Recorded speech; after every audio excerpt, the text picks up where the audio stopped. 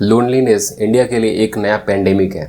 जनकपुरी दिल्ली की रहने वाली शिवानी, जो कि फिजिक्स वाला से नीट का प्रिपरेशन करती थी, अब उनकी फिजिक्स अच्छी ना होने के कारण वो क्लास में खुद को थोड़ा पीछे पाती थी। इस चीज से बचने के लिए उन्होंने ऑफलाइन क्लासेस को छोड़ करके ऑनलाइन क्लासेस ज्वाइन किए। शिवानी कहती हैं इसकी वजह से वो और भी ज़्यादा लोनलीनेस फील करने लगती है, क्योंकि उनकी फैमिली में सब लोग उनसे केवल पढ़ाई का एक्सपेक्टेशन रखते हैं। उनके बर्थडे पर रात में कोई भी कॉल नहीं आता है उनको विश करने के लिए। हाँ, दिन में कुछ मैसेजेस आते हैं जो कि शिवानी को फॉर्मेलिटी लगती है। अब सिमिलर सी कहानी है हमारे वरुण की, जो कि कोटा में रह करके आईआईटी का प्रिपरेशन कर रहे थे। अब क्योंकि वो जेईई का एग्ज़ाम क्रैक नहीं कर पाते हैं तो वो अब री अटेम्प्ट दे रहे हैं।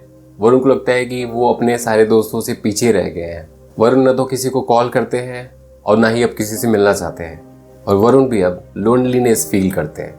और ये कहानी इंडिया में इतनी कॉमन है कि आपको हर एक जगह एक वरुण और एक शिवानी मिल जाएंगे। अब क्योंकि ये कॉमन चीज़ है तो आपको लग रहा होगा कि नॉर्मल है, और अगर आपको लग रहा है कि ये नॉर्मल है तो शायद आपने इसके एक्सट्रीम केसेस नहीं सुने। लोनलीनेस के वो किस्से जिसमें लोगों ने सुसाइड तक कर ली है, या फिर आइसोलेशन की वो कहानी जिसमें जॉयसी वेसेंट नाम की औरत की बॉडी पाई जाती है उसकी मौत के 2 साल बाद, और उन 2 सालों में उसको ना तो उसकी फैमिली ने और ना ही उसके किसी फ्रेंड ने कांटेक्ट किया था। तो आखिर लोनलीनेस है क्या? क्या बहुत सारे दोस्त होने से, या फिर बहुत बड़ी फैमिली होने से, या फिर किसी ऐसे शहर में रहने से जहाँ पे की बहुत भीड़ है लोनलीनेस नहीं होती है? इस वीडियो में हम बात करते हैं लोनलीनेस की, और अगर आप भी इस फेज से गुजर रहे हैं तो इस वीडियो के लास्ट में मैं ऐसे 3 टिप देने वाला हूँ जो कि आपकी हेल्प कर सकते हैं। शुरुआत करते हैं डेफिनेशन से। तो लोनलीनेस एक सब्जेक्टिव फीलिंग है, यानी कि आपके लिए कुछ और हो सकती है और किसी और के लिए कुछ और हो सकती है। ये डिपेंड करता है आपकी नीड पर। तो जैसे कि अगर किसी को प्यास लगती है तो उसकी प्यास पानी से बुझती है। अगर आप उसको लस्सी देंगे तो शायद उसे पसंद नहीं आएगा, क्योंकि उसकी नीड उस टाइम पे पानी है। उसकी नीड कोई स्पेसिफिक पर्सन है या कोई स्पेसिफिक टाइप का पर्सन है, और वो ना मिलने से वो इंसान लोनलीनेस फील कर सकता है, बजाय कि वो किसी भीड़ के बीच में ही हो। तो इंडिया में तो बहुत लोग हैं, हर उम्र के, हर जेंडर, हर टाइप के लोग हैं। तो फिर इंडिया में लोनलीनेस बढ़ती क्यों जा रही है? तो आइए देखते हैं इसके कुछ रीजंस। पहला रीजन है माइग्रेशन और डिस्प्लेसमेंट। इंडिया में हर साल यूथ पढ़ाई के लिए या फिर काम के लिए अपना घर छोड़ के जाते हैं। मिनिस्ट्री ऑफ एजुकेशन के हिसाब से हर साल 7.5 लाख से ज्यादा यूथ केवल पढ़ाई के लिए अपनी कंट्री तक को छोड़ के दूसरी कंट्री में जाते हैं। और अगर हम देश के अंदर की बात करें, जहाँ पर कि अपना घर छोड़ करके किसी और सिटी में जा रहे हैं या फिर किसी और स्टेट में जा रहे हैं पढ़ाई या जॉब के लिए, तो संख्या कहीं बड़ी है। अब अपना घर छोड़ने से आप अपनी फैमिली छोड़ रहे हैं या फिर अपने पुराने फ्रेंड छोड़ रहे हैं, जिसकी वजह से लोनलीनेस की समस्या क्रिएट हो सकती है। दूसरा रीजन है फैमिली स्ट्रक्चर का चेंज होना। भारत में फैमिली का जो पुराना सिस्टम था, यानी कि ज्वाइंट फैमिली, जिसमें परिवार के ज्यादा से ज्यादा लोग जुड़े होते थे और परिवार काफी बड़ा होता था, वो काफ़ी तेज़ी से बदल रहा है और फैमिलीज अब न्यूक्लियर फैमिली में चेंज हो रही हैं, जिसकी वजह से जब परिवार में कोई भी प्रॉब्लम आता है फाइनेंशियली, फिजिकली, सोशली, तो वहाँ के लोग कनेक्शंस को मिस करते हैं और वो अलोन फील करते हैं। और अगर इसके एक्सट्रीम केसेस में देखें तो जो बूढ़े होते हैं इससे सबसे ज़्यादा इफेक्टेड होते हैं, क्योंकि उनके पास बात करने के लिए न्यूक्लियर फैमिली में कोई नहीं होता है। अगला रीजन है अर्बनाइजेशन। अगर आज इंडिया में कोई भी चीज बहुत तेजी से हो रही है तो वो है अर्बनाइजेशन, यानी कि या तो गांव शहर में बदल रहे हैं या फिर गांव के लोग शहर में जाके बस रहे हैं। अब शहरों में बड़ी बड़ी सीसीटीवी कैमरे वाली सोसाइटी लोगों को साथ में रहने का मौका तो जरूर देती है, बट एक अच्छे कनेक्शन नहीं देती है।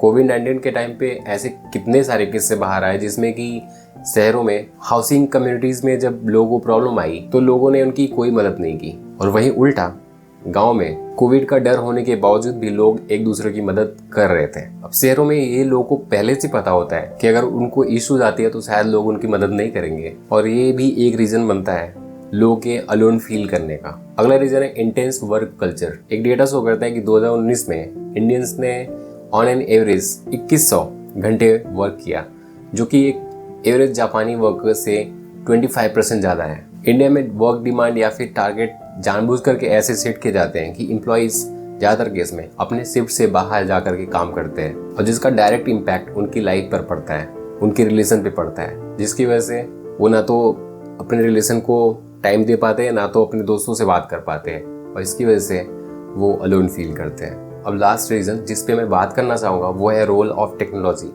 इवन अगर हम केवल एंटरटेनमेंट की बात करें तो पहले के टाइम पे जहाँ पे रेडियो और टीवी इस टाइप से बने हुए थे कि लोग साथ में रह करके इंजॉय करते थे। टीवी पे अगर कोई शो आ रहा है या फिर रेडियो पे अगर कोई कमेंट्री आ रही है तो कई लोग एक साथ उसको एंजॉय करते थे।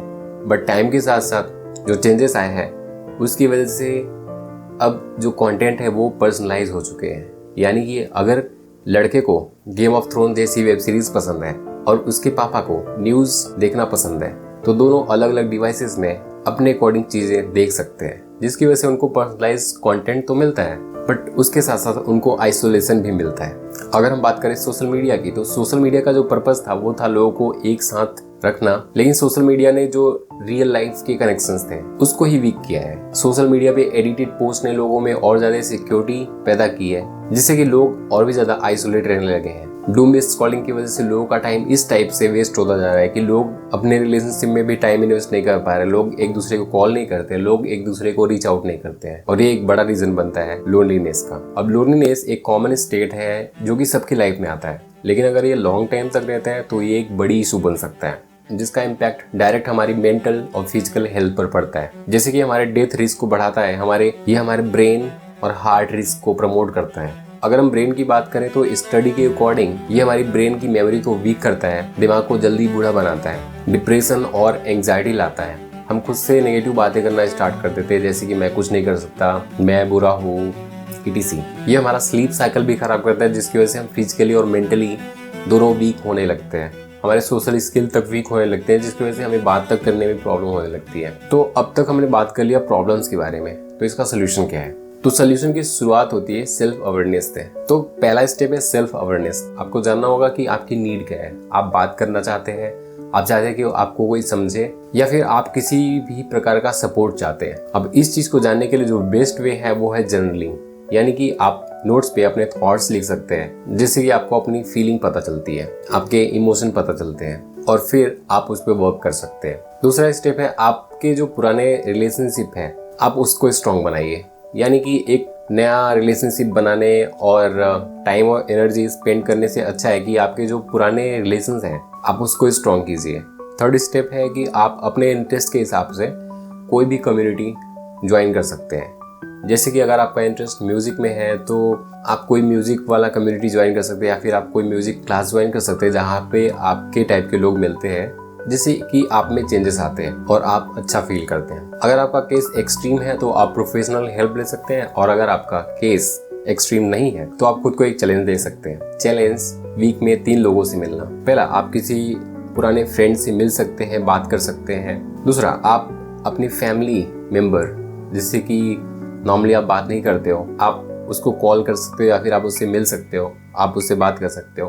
और थर्ड है, आप अपने किसी नेबर से मिलिए और उससे बात करिए, क्योंकि आपके बात करने से ही, आपके मिलने से ही लोनलीनेस कम हो सकता है और आप वापस से खुश हो सकते हैं। Thank you.